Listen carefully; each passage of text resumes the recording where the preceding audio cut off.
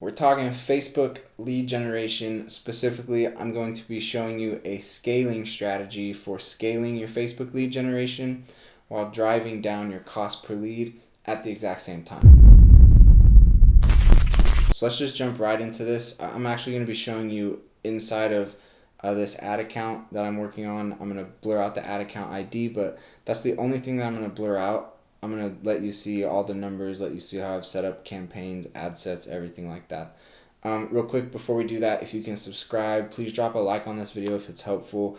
And in the comments, if you drop a comment, I respond to everybody. So if you just want to say what up, if you want to ask a question, if you want to make a request for me to answer a question in a video or show you something in a video, just drop a comment. I do respond to those. Drop a like on the video. All that stuff's helpful. I'm terrible at asking for engagement on these videos, but it is helpful and it does help more people see these videos, which I think is a good thing because I'm not giving out this information as a hook or as a way to reel people into a sale. I'm not selling you anything. I just want to share this good information because I know good info when it comes to making money online, advertising, marketing online is limited. So I always super appreciate it, super appreciate it when people are willing to share what they're learning, when most times people try and bottle that up and keep it secrets and stuff. Not my style. I want to share. So we're going to jump in here. I'm going to show you. I first want to just quickly break down what the strategy is, and then I'll go in and show you how it actually looks inside of the ads manager and everything. So basically, you set up some tests, which you always got to do. You got to send out some tests and see what happens. So you're running lead gen for something, whatever it is, send out some tests, try and find some targeting to get some ads that convert in this case, meaning acquiring a lead at a cost that is reasonable for you. So this is assuming that you've ran some tests and you're already getting some leads within a reasonable price range. Maybe it's already within your range, that's your range for a good cost per lead, or maybe it's a little bit above the range for your cost per lead and you're trying to drive it down into a range that works for you. This scaling strategy is for those scenarios. If you're not getting leads, this isn't going to be very helpful because this is, like I said, you've got to kind of already have some tests out there and be getting some leads. And now we're talking about scaling those leads, so increasing your ad budget to get more leads while driving down your cost per lead so you can spend less and get more. If you're very far outside of your range, maybe you are getting some cost per leads, but they're just way too expensive, this might be worth a try, but I'm not sure if you're way far out of your range, this strategy is going to help you come that far down. But also with that said, I don't want to limit how effective this strategy can actually be, because it can definitely drive down your cost per lead by a lot, by 2x, 3x, 4x more. So maybe give it a shot if that's your scenario, but I just want to be clear that I'm approaching this more as you're already getting some leads that are in or close to your cost per lead range that works for you, that makes your numbers work. So I'll be assuming that you're already getting some leads. And so the strategy is, okay, you've got some tests, you've got some leads, you want to scale, you want to spend more money to get more leads now. And because it's always a good thing to do, you want to try and drive down your cost per lead. So typically, and kind of the common sense way to do it would be to, okay, well, I guess I'll do this first. Couple things here. Don't ever go, if you have an ad set that's working, and by working I mean it's converting, it's getting you leads at a cost per lead that you're okay with. Don't go in and edit that ad set. If it's got a $20 budget, don't go in and just edit that actual ad set and change the budget to $150. Don't do that. Whenever you have an ad that's working, and this is not just even for Facebook ads, you can apply this to other online advertising platforms, but when you have an ad that's working, don't change it. Just leave it and let it be. What Facebook gives you the option to do is to duplicate that ad, and duplicate means it just does an exact duplicate, exact copy of its everything. It's targeting, it's ad creative, and then you can, and so what that allows you to do is there's a couple different strategies here. So one is, so let's just say on your ad set that's working, you have a $10 a day budget, and you want to be spending now $100 a day. Okay, so number one, don't go into that ad set and increase it from $10 to $100. Just leave that ad set alone. It's working. Don't touch it. Create a duplicate, and inside of that duplicate, before you publish it, you can change the budget from $10 to $100, and then you can publish that ad set. And now you've just created an exact duplicate, but this duplicate has $100 that it's spending per day instead of the $10 per day. So you've created a new one. It's an exact duplicate, all the same comments, shares, likes, everything, all the same. It just has a bigger budget now. Another way you can do it is you can create 10 duplicates at that $10 a day budget, and now you're also spending $100 more a day to acquire more leads. So that's two different ways to scale with $100. You can create one ad set with a $100 budget, or you can create 10 new ad sets. Sorry, when I'm saying new ad sets, I'm meaning duplicates. So when you're creating a duplicate, you can give it a $100 budget, or you can create 10 duplicates at the $10 budget. Okay, what I've noticed is that when you do that, Facebook seems to think you're giving you a little bit more money to play with, and isn't as strict about driving down your cost per lead. I've seen that it kind of goes up a little bit when you try to scale that way.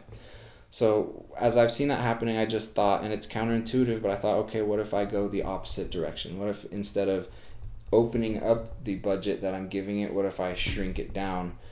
And the idea in my head is that, like, if it's already an ad set that's finding leads, Facebook already has data there and can use that to help it find more people that will convert into leads. And so I just thought, all right, let's shrink the budget and force you to find leads within a tighter, stricter budget. And that worked. So what I did is I created a bunch of tests originally that were $10 budget per day, and the leads came in. So I guess let's just jump in right here. So this is how I set things up. These are the different campaigns that I've created, and then I've got different ad sets inside of each campaign. And I like to create like a lot of ad sets and really test individual things in each ad set to see what's working. I don't, like if you've got a bunch of different interests, I don't recommend throwing them all into one ad set and seeing if it works. I recommend separating them all out into individual ad sets, because then you can see, oh, this exact interest works, this one doesn't, this one works, this one doesn't. If you just throw it all into the same thing, you're just mixing all of your data. So if you separate that all out, it's much more efficient. So you'll see how I first did it. I do lead gen 1, and that's like my first test. I send out some tests. Right here, this is the Facebook form. So the Facebook lead form of advertising, where just within the ad itself, you can click and input your information. This one, website, is where we're driving traffic to a landing page. So to a website, and on the website, we're collecting their email. And I'm, we're testing those against each other, seeing how that goes. And then you'll see right here, lead gen 2, that's when I'm starting to scale and optimize. And then lead gen 3 is just further scaling and optimizing. And so you'll see right here, so far, about almost 800 emails, 2,200 spent. So it's overall, so far, the cost per lead, if you run the numbers, is around like 270, because we've also got leads that are on the website as well. But if we click into, so let's click into this first campaign here that I ran. All right, so if we look right here, all of these that have like a $10 daily budget, these are all my initial tests. And if you look at the cost per result right here, the cost per lead, there's some in here that are on the lower end, 164, 261, but you'll see a lot of them are like $5, $350, $350, $350. Those are a little bit lower there in the twos, but there's $5. Okay, so that's originally where they were coming in with my first test. Was like there were a couple that were in the twos, but it was more like high twos and all the way through the threes. And And like I said, they were all at about a $10 daily budget. So what I did, like I said, is I duplicated them, and I duplicated them at higher budgets and at the same budget. And I just didn't, it wasn't driving down the cost per lead like I wanted. So that's when I tried this other strategy of creating duplicates and cutting the budget by a lot. So now I've got the cost per result column sorted. And if you look at the cost per result here, and I've sorted it from low to high, you'll see that this one's 97 cents, $1.19, $1.20, and now I've got a bunch of them under $2. And if you look, most of them, like I said, there's a couple in here that did work with bigger budgets, but if you pay attention, the ones with $5 budgets, there's a lot more of those that I'm getting a lot cheaper leads from. And so I can show you the exact same thing in these other campaigns that I've done. So if we look at this where I'm running it to the website, so originally, like, here's a $25 one, right? And those are coming in at $10. This one's coming in at $5. But when I duplicate and I decrease the budget to $5, it just drives it down into a much lower cost per lead. If we look at different campaign, you'll see that I've got cost per result right here, even down to 60 cents. So there's the proof that this strategy actually works. And I can actually go into a different ad account here. All right, these first few here are a little confusing because they're link clicks, but right here you'll see per lead at 90 cents. Okay, and I dropped this daily budget down to $4. And if you look at where these ones were initially coming in, these were even coming in more expensive than that other one we were looking at. So like $9, $9, $7, right? And some of these I had like set at $12, and some of them set at $7. But when I dropped those to like $5 and $4, and this one I'm in the process of scaling right now, but see, like right here, you got $4.91, $4, $2, $2, $2.17, $4, $2.60. Here's a $2 one for $2.69.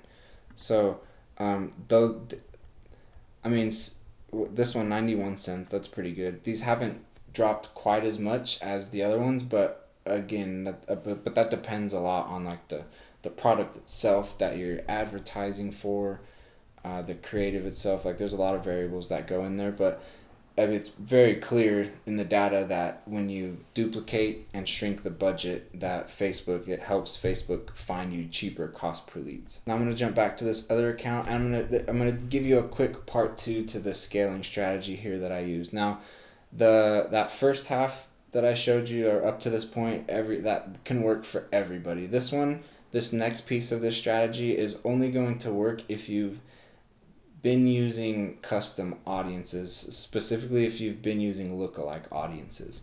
Because, so what I realized is, and it didn't go up a ton if you look over here at the frequency. Frequency just means like how many times a person has seen your ad, and if a person sees your ad too many times, they get sick of seeing it and it's not going to work as well. Your cost per lead is going to start to go up.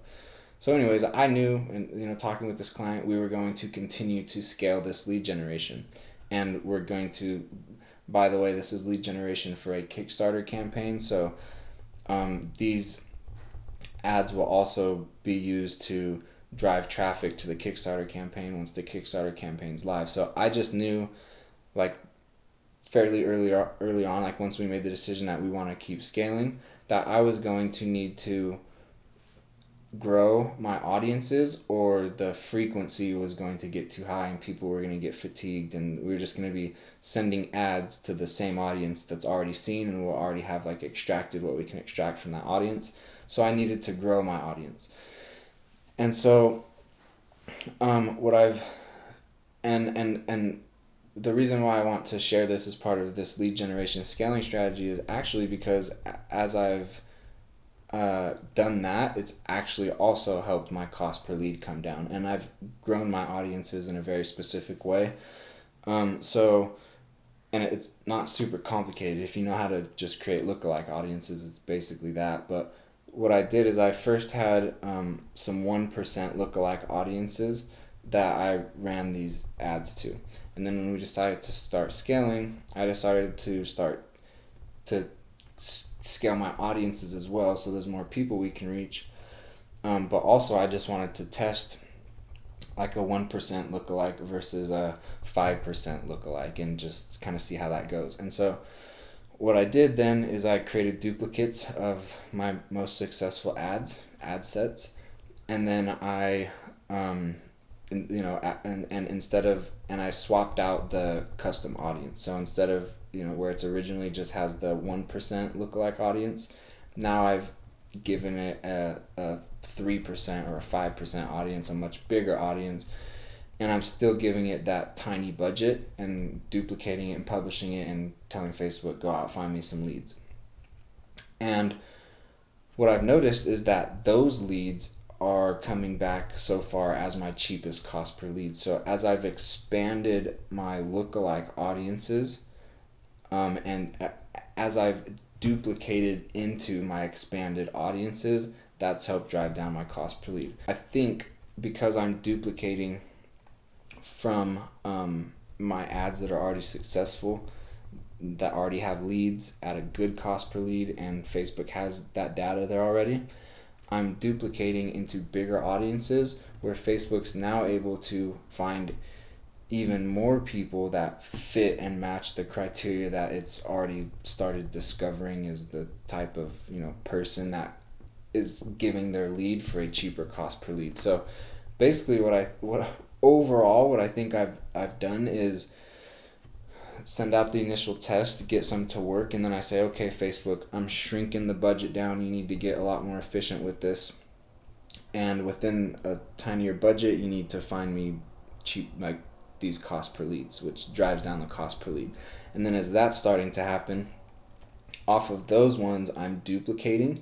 And when I duplicate, I'm changing the audience from a 1% lookalike to a 3 or a 5% lookalike. So it's growing the audience that's now inside of this ad set, but I'm not changing the budget or the creative or anything like that. It's just a straight duplicate, and I change the audience to a bigger percentage lookalike audience of the same lookalike audience, but just you just create a bigger version of it. And that is also how I've been that's also how I've been able to scale and drive down my cost per lead. So if you look right here, expanded odds, that's my naming expanded audiences, like meaning I expanded my lookalike audiences from these original campaigns.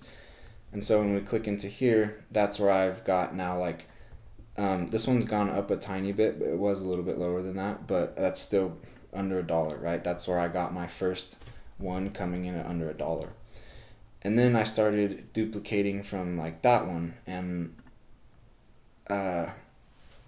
so this is another way I expanded that audience, is I created this campaign, which is a strip odds, which is meaning I'm stripping the audience that I gave it. So I first started with the 1% lookalike, and then I switched that to a 3 or a 5% lookalike, and then now I'm removing the lookalikes and leaving Facebook with just the interest targeting that I've selected. Which in this case is basically just Kickstarter and married, as like a Kickstarter interest and married behavior. And so, and that's very general. That's a big audience. And so I think, if you were to target that audience just right off the bat from the very beginning, Facebook would have a lot harder time getting you a good cost per lead. But because I built up to that, right? Like I'd gone through a couple versions of duplicates where I'm helping Facebook, refine its cost per lead. Facebook's getting the data, and then I'm telling Facebook hey, now that you've got some data, I'm gonna be more strict with you, and you've got to, within tighter budgets, use that data to find what we need.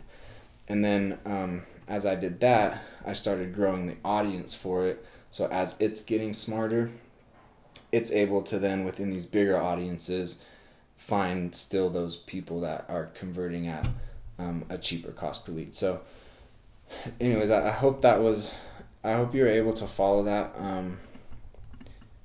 Yeah, I hope you're able to follow that, because it's been, again, I've tested this across several accounts, and it's worked every single time. So I think it'll definitely work for you. Like I said at the beginning of the video, if you try this and it works, or if you try this Like, just holler in the comments and let me know how it goes.